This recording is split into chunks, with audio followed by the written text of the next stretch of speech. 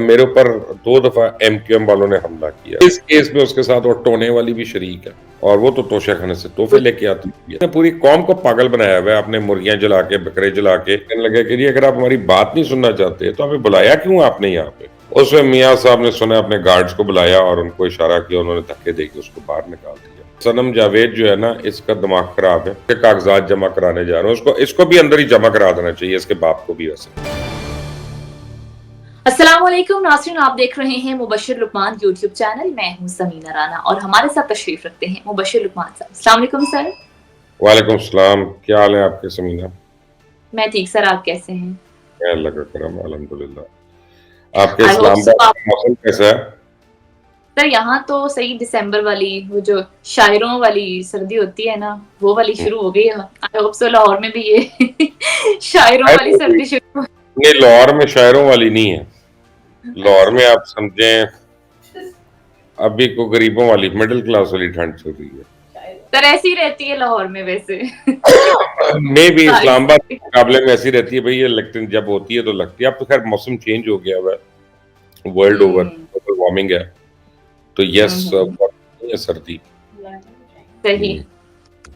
Sir, सवाल ये है कि नवाज शरीफ साहब ने पहले पुरानी एस्टेब्लिशमेंट की तरफ उनका सारा तोपों का रुख था, लेकिन अब वो तोपों का रुख हो गया अदलिया की तरफ। वो कहते हैं कि जब आइन टूटता है तो फिर आइन शिकन को जजेस हार पहनाते हैं।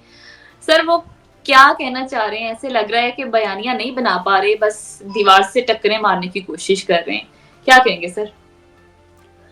देखिए, पहले आप एक बात समझें कि मियाँ नवाज़ शरीफ जो है ना, वो थ्राइव करते हैं डिफाइंस के ऊपर। मियाँ नवाज़ शरीफ ने जब भी किसी को डिफाई किया तो उनका कद बढ़ा हुआ है, सियासी कद जो है। जैसे जब वो शुरू हुए थे और पंजाब से उन्होंने सियासत शुरू की थी, तो उस वक़्त वो पीपल्स पार्टी और बेनज़ीर भुट्टो को उन्होंने टारगेट किया हुआ था और उनके ऊपर टोटल डिफाइंस थी। और मियाँ नवाज़ शरीफ का कद उस वक़्त बड़ा हुआ कि बेनज़ीर भुट्टो की हुकूमत थी मरकज़ में और मियाँ साहब की पंजाब में, तो पंजाब हर बात मानता ही नहीं था, इनकार कर देता था। और फिर वो ये कहते थे, देखें जी हम पंजाब बैंक बना रहे हैं, पंजाब का अपना बैंक बनाएँगे, हम पंजाब का अपना टीवी बनाएँगे, हम पंजाब का पूरा अपना सेटअप करेंगे, हमें वफाक से डील ही नहीं करना। और यहाँ तक होता था कि प्राइम मिनिस्टर जब आ रही हैं लाहौर में, तो मियाँ साहब नहीं लेने जा रहे, गवर्नर को जाना पड़ रहा है, ये वो। आई मीन डिफाई कर करके उन्होंने ना उन्होंने हम्म अपना वोट बैंक इंक्रीज किया। इसी तरह हम्म फिर उन्होंने आप समझे मुशर्रफ के खिलाफ उन्होंने वोट बैंक इसी तरह इंक्रीज किया, डिफाई कर करके। फिर आसिफ जरदारी के खिलाफ किया। फिर उनका हो गया मिसाक जमहूरियत। तो मियाँ साहब हमेशा ही समझते हैं कि जब से मिसाक जमहूरियत उन्होंने साइन किया है, उनकी जो डिफाइंस है वो खत्म हो गई है, कॉम्प्रोमाइज वो लोग जो है ना उसमें इमरान खान आगे निकल गया।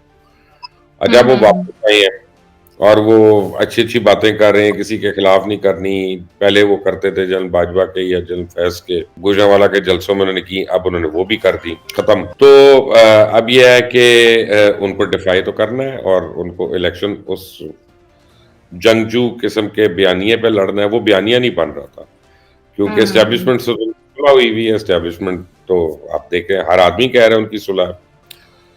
तब उन्होंने अपनी तोपों का रुख जो है वो अदलिया की तरफ मोड़ लिया, क्योंकि उन्होंने कहा किसी को तो उन्होंने कहना है ना, किसी को तो ज़िम्मेदार ठहराना है उन्होंने सारा। तो ये हम्म। जो जजेस को हार पहनाने वाली बात है या आइन तोड़ने वालों की हार पहनाने वाली बात है, ये तो किसी हद तक सही भी है उनकी बात। मैं उनसे इख्तिलाफ ज़रूर कर सकता हूँ, लेकिन ये बात सही है कि जैसा पंजाब असेंबली के साथ किया और पूरे कानून को रीराइट करना शुरू हो गए जजेस साहिबान जो थे, लॉज़ को रीराइट करना शुरू हो गए। जैसा परवेज़ लाई को प्रोटेक्शन दी, जिस तरह से उन्होंने कहा कि जी 10 लोग वोट नहीं डालेंगे, लेकिन उसके बावजूद उनका वोट काउंट होगा और उनकी नाअहली भी होगी। ये अजीब-अजीब किस्म के लॉज़ उन्होंने रीराइट करने शुरू कर दिए। फिर चीफ जस्टिस बंदयाल साहब और अदालत में इमरान खान को कह रहे हैं, oh good to see you, और उनको गाड़ी भिजवाई उन्होंने मर्सिडीज़ और अपना वो उस पे लेके आए। फिर उनको कहा कि आपको आपको जेल में नहीं रखना, आपको गेस्ट हाउस में रखना है और आपको रात को आपकी मर्ज़ी का मेन्यू मिलेगा, ये मिलेगा। तो ये आई मीन सारा मज़ाक बना दिया ना बेसिकली उन्होंने आइन और कानून का। तो हम एग्री करें या ना एग्री करें, लेकिन मियाँ साहब के जो आर्ग्यूमेंट है वो तो बिल्कुल सही है। बट फ़र्क ये है कि वो डिफाइंस मोड में अपना बयानिया बनाने की कोशिश कर रहे हैं इलेक्शन से पहले। अभी तक राइट। उनका बयान या कोई सामने आया नहीं है असल में कि लेकिन सर इलेक्शन। ये sir sorry to interrupt you, ये इस इतने खतरनाक बयानात वो पाकिस्तान के अहम इदारों के हवाले से देना, आपको लगता है कि बयान ही ऐसे बनता है? देखिए, बात यह है कि ये अभी तो बहुत कुछ आएगा और आदलिया जो जो कर रही है इसकी अभी तो और बड़ी मुखालफत होनी है और इसकी और बड़ी खिलाफ वर्जी होनी है। अब देखें ना कि आप चीफ जस्टिस ने जो अपना ऑर्डर लिखवाया इलेक्शंस करवाते हुए, उन्होंने लाहौर हाई कोर्ट के जज जो हैं बाकिर नकवी, उनके ऊपर लिखा उन्होंने कि ये मिसकॉन्डक्ट है। अब मिसकॉन्डक्ट अगर उन्होंने एक जज के ऊपर लिख दिया है तो उनको उसी दिन टेक्निकली उनको फारिग कर देना चाहिए था। तो वो अभी तक वो चल रहे हैं, वो और अदालतों में भी बैठ रहे हैं, वो और केसेस का भी फैसला हो सकता है कल फारिग कर दें उनको शो कॉज नोटिस दे के। लेकिन जो ये फिर केसेस हो रहे हैं बीच में, इनका जो हो रहा है कि इनके डिसीजंस यानी एक मिसकॉन्डक्ट करने वाला जज जो है वो कर रहा है, तो अदलिया के ऊपर काफी ज्यादा सवालिया निशानात हैं। अब सिर्फ इसलिए वो उनकी बचत नहीं हो सकती कि वो एक सेक्रेड अदारा है। अब देखे ना, बयान दे दिया कि जी हमारी बेगमात जो है जजेस की, उनकी तलाशी नहीं होगी एयरपोर्ट के ऊपर, वो बने स्मगलिंग करें जो मर्जी करें, क्यों ना हो तलाशी भी जज साहिबान की या उनकी बेगमात की या किसी जर्नलिस्ट की या जर्नलिस्टों की बेगमात की या फौजी की, उसकी बेगम की तलाशी सबकी होनी चाहिए। It is as simple as that. तलाशी करने के लॉ तो तरीके सब डिफरेंट होते हैं। आप तरीके डिफरेंट होते हैं। जब आपने ठीक है, हर एक को आप बॉडी सर्च नहीं करते हैं, आप मेटल से भी कर लेते हैं, मेटल डिटेक्टर्स वगैरह से भी कर लेते हैं, लेकिन अमेरिका में भी होती है, इंग्लैंड में भी होती है, हर जगह हमसे तलाशी होती है। हमारे जूते उतरवाते हैं, हमारी बेल्टें उतरवाते हैं वो कि ये आप अपना फोन भी इसमें रखें और वो भी स्कैन होगा, लैपटॉप खोल के रखें, अलग रखें, हर तरह से का। तो ठीक है, अपने मुल्क में करते हुए क्या प्रॉब्लम है? या ये तो सर हम यही बात प्रॉब्लम है। सर पाकिस्तान का यही प्रॉब्लम है, बाहर जाके ये सारे काम कर लेंगे, अपने मुल्क में लॉ को फॉलो करते हुए इन्हें कोई शर्मिंदगी सी मौका होती है, देते हैं, बड़ी सख्त शर्मिंदगी होती है। I know, I know, I know.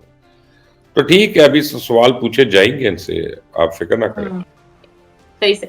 Sir ये नून लीग का एक और बड़ा मसला है, जब ये थोड़े से बेचारे पावर में आने लगते हैं तो इनको लगता है कि हम बादशाह सलामत हैं या दरबार लगा हुआ है बादशाह का।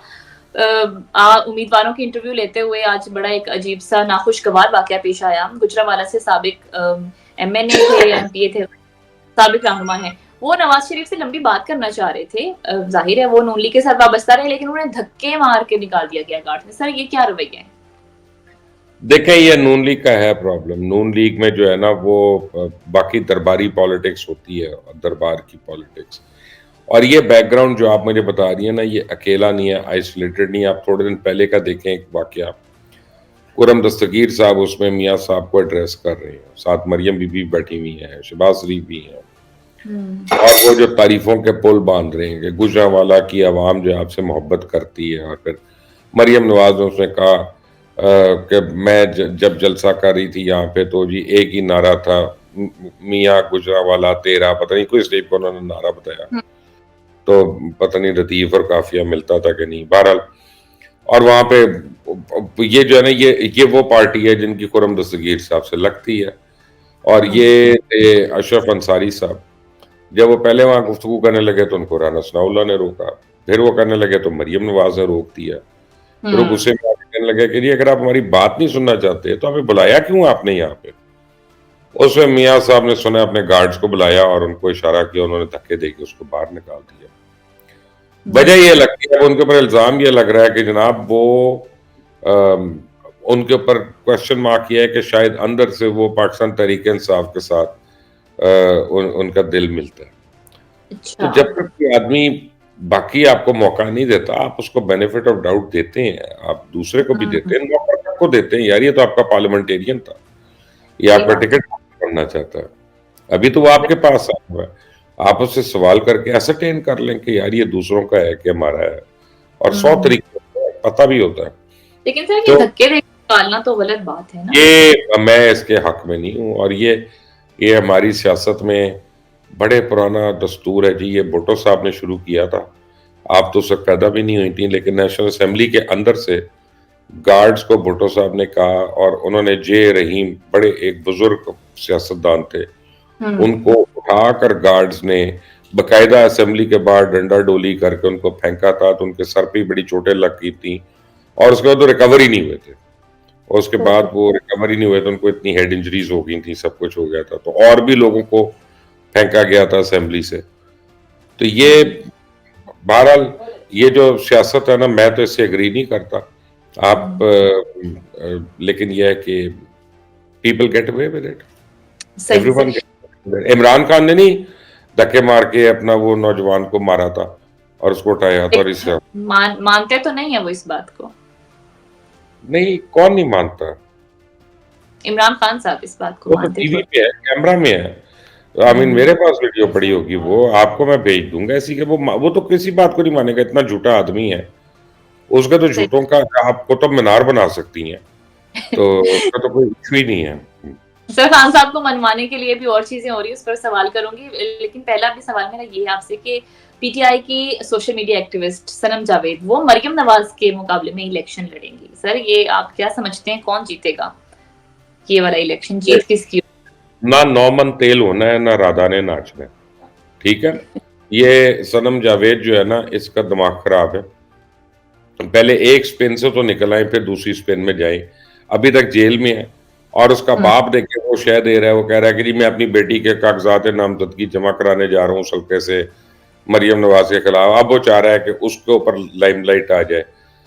गद्दारी के अंदर तुम्हारी बेटी जो है वो अंदर है, और तुम बजाय इसके कि तुम वो ये करो कि यार उसको निकालो और कहो कि यार ये गद्दार नहीं है, इसने आग नहीं लगाई। जिना उसको आग लगाने वालों में जी वो जी मेन है वो।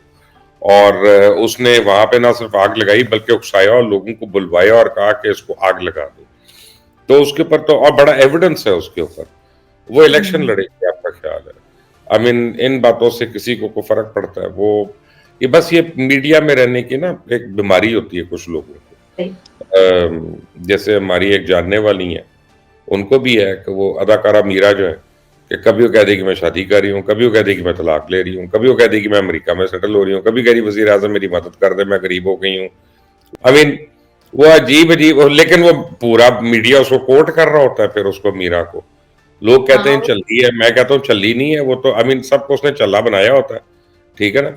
तो यही है हेडलाइन पीटीआई वाले। आपका हुनर रखती है, हेडलाइन ये लगवा सनम ले। जावेद का बाप भी, अब देखे ना ये कैसा बाप है। माँ बाप जो होते हैं वो तो औलाद को समझाते हैं, खासतौर अगर गलत काम किया हो कोई। तुमने इतना गलत काम किया, तुमने पाकिस्तान की रियासत के ऊपर हमला किया, और तुम यहाँ पे, जब मैं उसके कागजात जमा कराने जा रहा हूँ, इसको भी अंदर ही जमा करा देना चाहिए, इसके बाप को भी। वैसे मैं ऐसा करता हूँ। सर दूसरी तरफ हम देख रहे हैं कि उस्मान डार की वालिदा का एक बयान भी सोशल मीडिया पर वायरल है, जिसमें वो कहती हैं कि उनके घर पर छापा मारा गया, दरवाजा तोड़ा गया, और इसके अलावा खवातीन के साथ भी नाजेबा सलूक किया गया, और ये सब कुछ हुआ है ख्वाजा आसिफ कीमा पर। सर आपको लगता है ऐसा है? और अगर ऐसा है तो ये तो बहुत ही गलत देखिए, बात मैं है। उस्मान डार को बड़ी अच्छी तरह जानता हूँ। उस्मान डार और उमर डार और जितने ये तीनों भाई हैं, इनसे हमारी बड़ी सलाम अलैक भी रही है और है भी, ऐसी बात नहीं है। बड़ी इन्होंने मेहनत की है पीटीआई के लिए सियालकोट में। लेकिन उस्मान डार ने कल रात को मुझे खुद अपनी वालदा की वीडियो भेजी थी, और बड़ी लेट नाइट उन्होंने मुझे भेजी थी, और आज सुबह उन्होंने मुझे दूसरी एक वीडियो भेजी। उन्होंने 2 मुझे वीडियोस भेजी, आप तो एक का जिक्र कर रही हो, जिसमें उनकी वालदा ये अलेज कर रही है। देखिए, पहली बात तो यह है कि वो ख्वाजा आसिफ का नाम ले रही हैं। ख्वाजा आसिफ का तुक नहीं बनता ये कराने का। अमीन इस वक्त अपने बिल्कुल बेतुकी सी बात है, उनको बेनिफिट नहीं है इसका। जब कोई मर्डर होता है ना, या कोई क्राइम होता है, तो आदमी पुलिस ये तफ्तीश करता है कि यार इसका फायदा किसको है। तो इस बात का ख्वाजा आसिफ को फायदा नहीं है अभी, तो ये करने का कोई जरूरत नहीं है। तो अब वो बोल रही हैं, उन्होंने कहा कि पुलिस आई, उन्होंने ये तोड़ा। अच्छा, मकामी पुलिस है, वो टोटल इंकारी है। अगर आप चाहें तो उस पुलिस वालों का आप शनाख्त परेड करवा लेते हैं, तो पता चल जाए आप कहें कि ये वाला पुलिस वाला था या ये वाला पुलिस वाला था। ये एक बड़ी पुरानी चीज है। मेरे ऊपर 2 दफा एमक्यूएम वालों ने हमला किया, खुद अल्ताफ हुसैन ने करवाया।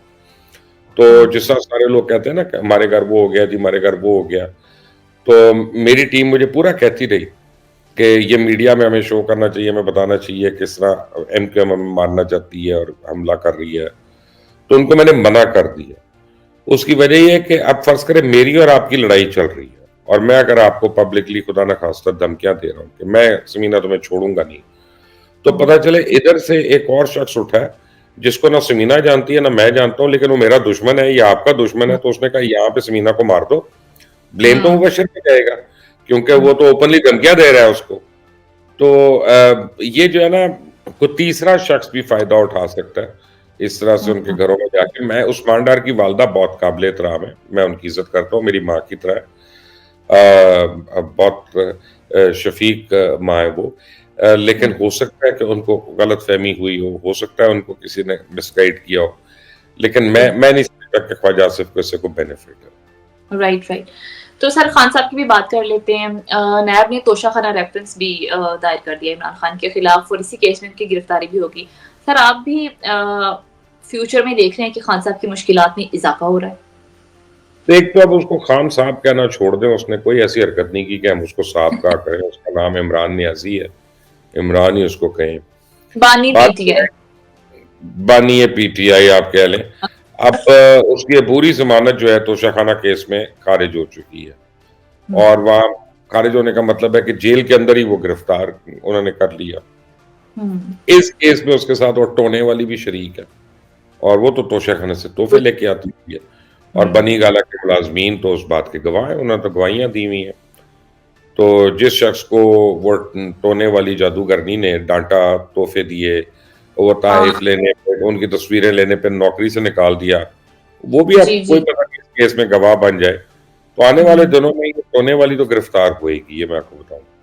लेकिन तोशाखाना में अब आप सर ये ये तो समझें, आपने बड़ी पक्की की।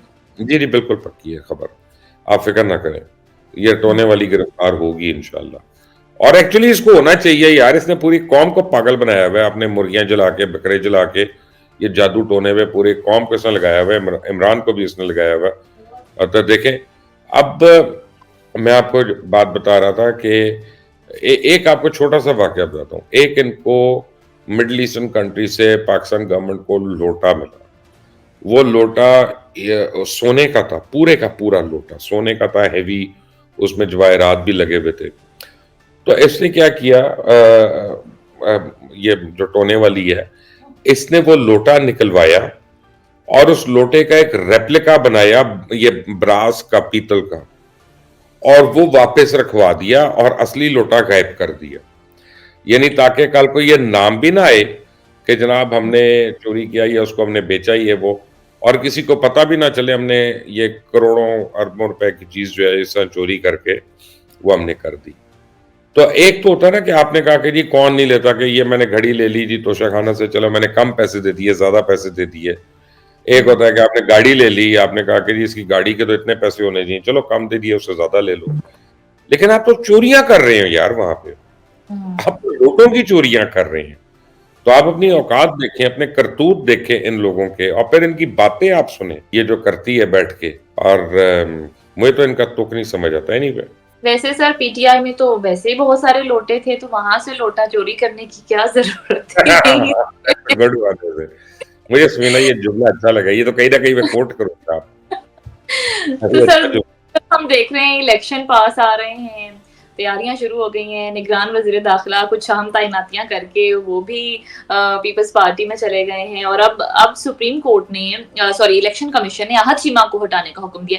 सर इस तरह के जो इकदाम हैं, क्या इनसे इलेक्शन की शफाफियत पर भी सवालात उठेंगे? नहीं, देखें, इलेक्शन की शफाफियत पर तो अब वो रहेगा, सवाल रहेगा। जो भी इलेक्शन आ रहेगा वो कह देगा इलेक्शन सही नहीं हुआ। इस मुल्क में तो ये एक रिवाज है। ये तो होता ये है। हम इतने पढ़े लिखे थोड़ी हैं कि अगर ये ट्रंप था, डोनाल्ड ट्रंप, जिसने पहली बारी कहा नहीं मैं इलेक्शन जीता हूं, मैं हारा नहीं हूं, और बाइडेन हार गया। लेकिन जनरली हम देखते हैं दुनिया में लोग मान लेते हैं, अपनी शिकस्त को मान लेते हैं, हमारे यहाँ नहीं माना जाएगा।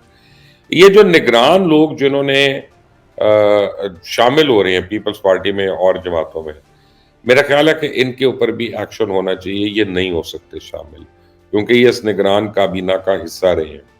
और मुझे कल किसी ने कहा, मेरे एक दोस्त ने, कि नहीं वो इलेक्शन के शेड्यूल आने से पहले इस्तीफा दे गए। तो आप 4 महीने रहे और अपनी मर्जी के पुलिस वाले लगा लिए, आपने अपनी मर्जी के डीपीओस लगा लिए, अपने मर्जी के लोगों को ट्रांसफर कर लिया, पोस्टिंग कर ली। अब आप इलेक्शन लड़ रहे हैं वहां पे जाके उनके सरों पे, तो दैट इज नॉट राइट। मेरा ख्याल है कि इनको भी इलेक्शन से रोकना चाहिए। जहां तक आज चीमा साहब का ताल्लुक है, तो आज चीमा के ऊपर जो है वो पहले से इतराज था, एक्शन अब हो गया। ये कोर्ट भी ले रहा था इनके ऊपर एक्शन, वो कर देता पहले अगर इतना ही किसी को था।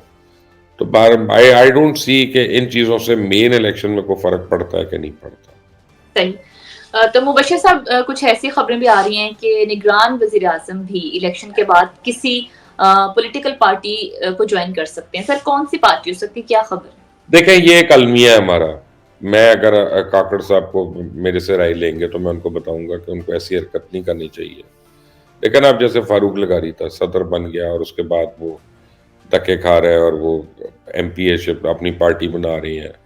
फिर इसी तरह और लोग थे। ये आप जब वजीर आजम के ओहदे पे आ जाते हैं और आपने एक अच्छे खासे अरसे के लिए आपने वो वजारत कर ली होती है, तो फिर आपको चाहिए कि आप प्रॉपर जाके कॉलेजेस में, यूनिवर्सिटीज में लेक्चर्स दें, उसके ऊपर आप पावर के ऊपर दें, आप बच्चों को समझाएंगे क्या होता है क्या नहीं होता। आप एक थिंक टैंक बनाएं जो एडवाइस कर रहा हो गवर्नमेंट को। आप न्यूट्रल रहें, आपको जरूरी नहीं है बार बार आप एमएनए बन जाएंगे, क्या हो जाएगा, चले आप तो वजीर आजम रह चुके हैं, तो एमएनए बन के या सेनेटर बन के आपको कितने नफलों का सवाब हो जाएगा। तो कोई आदमी को ना ये हवस भी नहीं खत्म होती लोगों की, और ये भी खत्म होनी चाहिए कि यार इनफ इज इनफ, कर लिया। फिर अब वो अजीब अजीब बयान दे रहे हैं। कभी वो कहते हैं मैं अपनी पार्टी बना सकता हूँ, कभी वो कहते हैं को लोग मुझे प्यारे हो जाएंगे, कभी कहते हैं शायद मैं अल्लाह को प्यारा हो जाऊं, कभी ये अजीब कॉमेडी वो कर रहे हैं। Where is he should act a bit more, I would say sober. And sober लोग जो होते हैं फिर वो they I mean everybody has to fade away in life and you should choose your time correctly and rightly.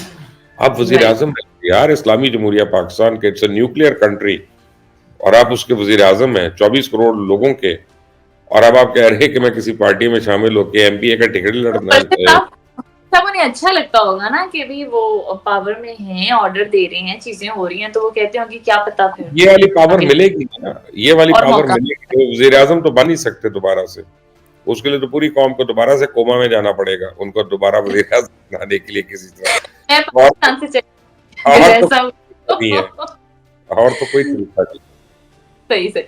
ठीक है जी, बहुत शुक्रिया मुबश्शिर साहब आपकी। नाज़रीन, इसके साथ ही हमारा प्रोग्राम खत्म हुआ। अगर आपको हमारी वीडियो पसंद आए तो इसे लाइक कीजिए, शेयर कीजिए और हमारे चैनल को सब्सक्राइब कीजिए। इजाजत दीजिए, अल्लाह के बाद।